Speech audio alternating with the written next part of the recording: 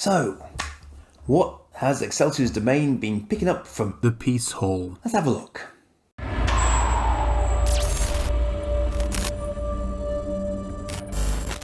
Now then, my birthday was a couple of days ago, and it did not go as planned. And not in a good way.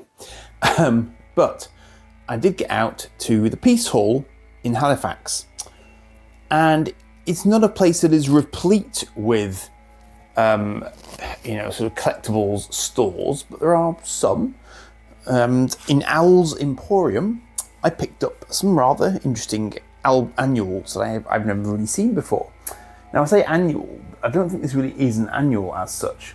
Mission Galactica, the Cylon Attack. Now, I'm thinking that Mission Galactica was the name of the sort of opening episode of the old school Battlestar Galactica. So I think it was like a TV film. And I think that this might have been it. And this is a book, based off, well, I say book, an annual type format. Released. Now it does say Mission Galactica Annual on it, says Grand Dreams. So maybe it's technically an annual, but it's kind of presenting itself more as a sort of storybook. Apparently it's an authorized edition. But this is this one. So it's clipped. It's 1980. So this is sort of a good 44 years old now. Published by Grand Dreams, Jadwin House, 205 Kentish Town. But it's kind of sort of a lot of black and white photos in it, but it's of its time, and I just quite like stuff like this because it's a really sort of nice capture of the feel of the shows and the comics and the storylines and in the sort of way of writing of that time. And as you can see, the interesting thing about this comic, for example, is that it doesn't credit anyone. So I can't tell you who wrote it, I can't tell you who did the artwork. It reminds me a little bit of Look-In comic strips, but the artwork is a little bit primitive in places, perhaps, arguably. So, it's a little bit curious. But it's, it's Apollo and Starbuck, as ever, the eponymous heroes of the original show, of course. Some of whom returned for the remake, some of whom didn't. I haven't read all of these sort of text stories, but again, this is a classic sort of thing that you would find in annuals from yesteryear, is these quite long text stories in them, rather than just sort of comic book versions. But Ralph McQuarrie is probably a name that is known to you if you're into your science fiction of this era, because he came up with many of the designs for both Battlestar and indeed, of course, for Star Wars. And here he's saying, since then he's gone on to perform similar duties on such science fiction blockbusters as Close Encounters of the Third Kind, Star Trek the Motion Picture, and Battlestar Galactica, having previously done early versions of Darth Vader, the Death Star, and Stormtroopers. And I think it was, what was it? I think the Viper design was potentially going to be an X-Wing at one point. Do I have that right? Somebody can correct me immediately, I'm sure. But I think that was one of the things that he was known for. That at one point, there would have been a lot of crossover between Star Wars and Battlestar. I'm just seeing if it mentions it here. Actually, it's a nice sort of shot of the Viper in action there, and obviously a base star there. So they worked on THX 1138. That's cool. Okay. Yeah, so again, lots of spoilers. Probably quite an interesting read, that one. Planet of the Cyclops Part 2. Okay, so this is getting the colorization treatment. That's actually pretty cool. I quite like that. There's quite a lot of action going on there, and it looks quite old school, yet also it looks quite modern at the same time, which is remarkable considering it's what, nearly 40 years old plus. Yeah, that's pretty cool actually. There you are, Richard Hatch, alias Captain Apollo. Glenn A. Larson, the man behind Battlestar Galactica, and of course rather a lot of other shows that I grew up with. $6 Million Man, Nancy Drew Mysteries, Sword of Justice, and this is why he produced Buck Rogers in the 25th Century, and of course Knight Rider, and all that sort of good stuff. That's one of the gold superior Cylons. Mission Galactica, the Cylon Attack. There you go, movie review. Athena. Double page spread there. Dirk Benedict, alias Lieutenant Starbuck. Marvellous. The Cylons get a double page pin-up spread there. Very good. What else we got? Various other strips. Cassiopeia. Oh yeah, Lloyd Bridges, alias Commander Kane, who of course is the commander of the Pegasus when it rocks up in the middle of the series without any sort of prior warning. So also all good. Little Commander Adama, Lorne Green, bless him. And there's the Battlestar. An interview with model maker Ken Swenson. That's interesting. So I wonder what else he's involved. Looks like he was involved in Close Encounters. I mean, I'm literally just scanning the text there. And more of that rather nice artwork there. I'd love to know who actually coloured that and stuff. But unfortunately, as with many annuals, I think for whatever reason, identifying the creators of all this stuff just wasn't a thing in those days. So it's kind of a mystery in terms of who actually was responsible for doing the colours and everything else, which is a bit of a shame because I just like to know these little bits of detail. But I also picked this one up as well from the same piles of annuals I was just sort of rifling through to see what was there. And again, that could well be Ralph McQuarrie arts on the front there. And this is just Battlestar Galactica. So again, published by Grand Dreams, and in fact this image was Ralph McQuarrie art in the other annual, but this is 1978, so this is actually 2 years earlier. So there might be more annuals for Battlestar Galactica than I've even got here. But I was tiny when this stuff was on, so I probably caught repeats. In fact, even all of those shots look pretty similar. But again, we've got this little sort of black and white comic strips that are just a quick sort of review of the story so far. Doomsday Rock. How can it be a Doomsday Rock when they're in the middle of space in spacecraft? Can't you just avoid it? Just saying. The spaceships, carriers of carnage. Excellent. Again, we probably saw that image in the previous annual as well. We've got some Cylons there. This one's actually got some really nice pictures of the ships in it. So again, Base Star, obviously Galactica itself. Now the Cylon Raiders here in a little bit more detail than we got in the other annuals. That's nice. Text stories again. Galactica's Galaxy of Stars. There's Athena again. Adama again. Chess Players of Space. So, it's good. It's all good sort of colourful stuff, and you've got a lot of referencing. Oh, John, I know that name. What else did he do? 2001: A Space Odyssey, Silent Running, yeah. The Andromeda Strain, wow. Again, probably another really interesting article to read. Those gals are freaky. They're freaky. Yeah, there's going to be some really, really interesting articles there. And there are, and that's the size of the Battlestar in real life, so to speak. Brilliant. It's quite, yeah, I suppose, they did visit quite a few planets actually. So, they did orbit from time to time. They didn't just stay in deep space all the time. Interesting. Yeah, I need to have a proper look at these because, obviously they're deeply, deeply ancient, but it doesn't mean that they're not good stories, So yeah, I'm going to have another little look at that one. He's got rather sort of imposing Cylon on the back cover there, so that's nice. So, picked up those two, very happy with those. That was a nice, unexpected pickup for the day. Now, I'm not actually a fan, well, I say I'm not a fan. I know of He-Man, obviously, but I never had the toys. I've only recently picked up a Man-at-Arms, but this annual drew my eye because it's using the toys as the imagery on the annual cover. And from recollection, that's quite an unusual way to go. You don't often see the actual toy images being used on the annuals. It's normally artwork.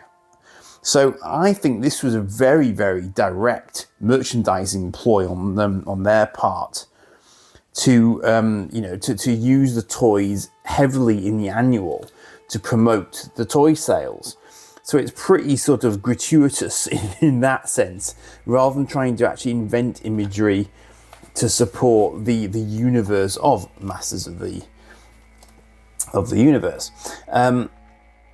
So here finally we get our first bit of sort of actual sort of original art, but still, this is the guy who I've just picked up, but still we're using the toy images here. Now where is this? So this is printed in Italy. But looks like 83 by my translation of the Roman numerals there. Yeah. It's World International Publishing Limited who do this annual, apparently. So you've got Ramman, Stratos, Min-E Faces, Zodiac the Cosmic Enforcer. I do not know these characters well at all. I know some of them, but probably just the more sort of obvious ones. But again, it's probably a useful reference point for the original figures. Faker, brilliant. There was a character called Faker, Triclops rather than Cyclops. You just look like Skeletor. Just looks like the Grim Reaper there. That's not much of a.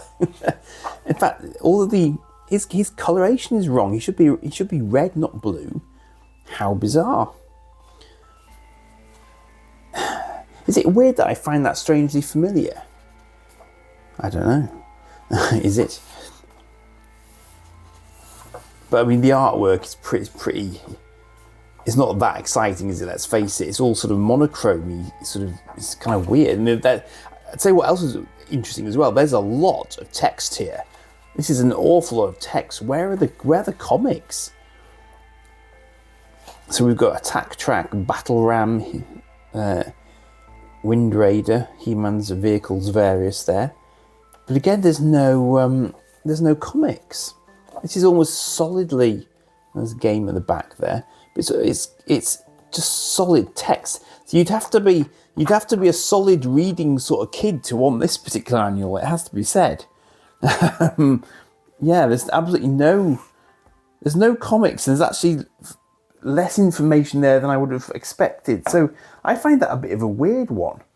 I'll say it's probably interesting if you're into your actual sort of figures, because they're probably taken directly from sort of merchandise kind of figures. But if we compare and contrast with a Thundercats annual here, so as you can see immediately, completely different take on it. It's not using action figures as its source material at all. It's going for animated, sort of cartoon, comic-y Thundercats. Look at that! I mean, that's a brilliant splash page. That's just so much more exciting. And I don't know, it's unclipped as well, I don't know if this is going to tell us who actually did this, but I think, as I recall, yeah, it does. See, so I know that Simon Furman is mentioned in this one, because I did have a quick flick through it. So this is the Thundercats Annual 1989, and it is a Marvel Comics Limited production. So you'd expect them to adopt a more comics-based approach, i.e. they are going to credit the creators, because that is what comics do, and that is exactly what they are doing. In fact, this actually refers to I think it was probably a weekly Thundercats comic that was running at the time, so it actually cross links to that. And again, interestingly, printed in Italy again. That must be a thing. So we've got Lino and Chitara here. And immediately we're into comic strips rather than text stories, but we are a few years on here, of course. Continuing on page 53. But it's quite telling there. So here we go. So you plot Simon Furman. So you get, he's everywhere basically, Simon Furman. But even that illustration style, I recognise, and I can see that being in the Transformers comic, and colour by Steve White. I sort of half know that name, but everyone's getting a credit for everything, even the sort of little illustrations down here, Collins, Baskerville, Colour, Ewan Peters, so everything is getting a credit which is nice to see. But that obviously wasn't a thing back in the late 70s, early 80s. It's a little bit dirty, this, but it's not too bad. But again, it's a mix of the text stories and the comics. But it's colourful, you know. But I mean, this is several years on, so I guess they're just sort of raising the bar somewhat here for this one. But it's it's interesting, and I recognise the characters. I know who everyone's supposed to be. Every time they mention Slive, it's Slive, which is funny. So we've got Lino, we've got Tigra. Is it Monkeyin? We've got the Thunder Tank there, Panthro, marvellous.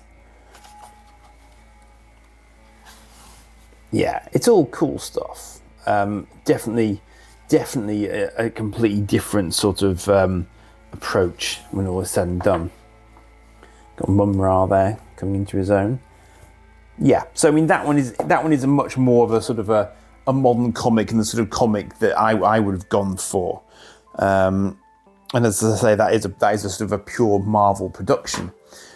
Now, the other thing I sometimes do is wander around the little shops like Al's Emporium to see what else I can pick up. And I went into a shop I haven't been into before, and I think it was, I might be getting this wrong, it could be Sally's Antiques, something like that. And I managed to pick up some Star Wars figures, vintage Star Wars figures, that I haven't already got, which is always a trick because I don't really keep a running track of what I've already picked up. Now this is Nyum Nyum, or something like that, isn't it? It's Lando's co-pilot in Return of the Jedi, and he also, unfortunately, shows up in the the Force Awakens trilogy as well. But I thought he was in quite good shape, and to my mild surprise, as I say, when I got him home, I discovered that I didn't already have him. So there is that, but he seems to be in quite sort of decent shape. His colour's not too bad. So that was quite nice to pick him up, and I picked him up because I sort of paired him. I realise now it's not really a pairing as such, but there's a Millennium Falcon linkage there. And this is my first sort of what I would call my traditional Han Solo. I've got him in a polar outfit from Empire Strikes Back, but I didn't have his sort of standard outfit. Now, I know he's got different head variants. I don't know what head variant this is. His fists are a little bit wrecked as well, but these were both from the sort of the loose pile, from the sort of the general kind of buckety sort of approach to life that this particular shop takes. So I wasn't too fussed about the overall condition, because all these will do is sort of stand up as a sort of a loose display. But he's still got his sort of detailing on the side of his trousers there and all that sort of stuff. So I think that's not too bad. I can live with that. Now these guys were individually priced. I think just because, really, I'm not quite sure why. But Bib here, I was drawn to because he seems to be moderately complete in the sense that he's got he's got his robe on. So I thought that was probably worth picking up in that sort of condition. Now, as I say, I don't know a lot about Star Wars vintage figures. I'm getting these as a sort of a sideline if I happen to spot them at reasonable prices and in reasonable condition. I'm not, out and out collecting them as such. But I just thought, I don't think I've seen him with a sort of robe, and I don't know how good this one is as they go, but I just picked him up, and you can tell me in the comments whether or not you think that's a reasonable version of him to have picked up. So I got that, and going by my sort of pairing theme, I also picked up this chap. And I almost picked up one of these the other day from a sort of random online offering that was in a marketplace, but I was told that it wasn't a vintage one, so I held out. But I think I remember fairly clearly having him when I was little. And I just remember chuckling to myself, given that he is so large compared to most of the standard figures that were about at that time, and yet he was sold as the other figures were, I believe. This, of course, being a Gamorrean guard.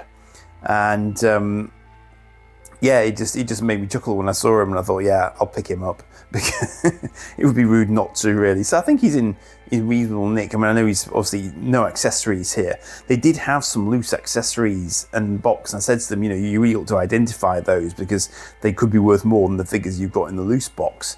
But I don't know enough about it to have been able to sort of pair them all up with one another. So as sort of random pickups go, I thought that was quite a nice little sort of grouping. And as I say, to my mild surprise, when I got home, I discovered that I didn't actually already have any of them. Let's just see if they all stand up. And there we are. So that was those 4 that I picked up. So I was quite happy with that. You know, as I say, it was just sort of a random little sort of pickup that I wasn't necessarily counting on getting. They even had some ships and stuff in there, actually. I didn't really have enough time to really sort of hang around and have a really good look. But, you know, there were bits and pieces in there that I might have taken more of an interest in if I'd had more time and more cash on me. But it's good to know that there are a few sort of little sources of stuff like this locally to me, you know, so I don't have to go quite so far out of my way. But yeah. So that was it. So that was a very, very local pickup session, and I've also got a couple of spare annuals actually. So I'm going to end up with some spares off the back of this sort of pickup, and I'll keep the ones that are in better nick, and I'll probably just put the others on eBay. So if you do happen to follow me on eBay, I'm Excelsior UK on eBay. So you can always sort of save me as a seller and just keep an eye. But I don't do a lot of selling on eBay, but I do put stuff up from time to time. So I think that's it for this one, and I will leave you there. Do like and subscribe as ever, and when I've got some more stuff to show you, I will be back. Cheers for now.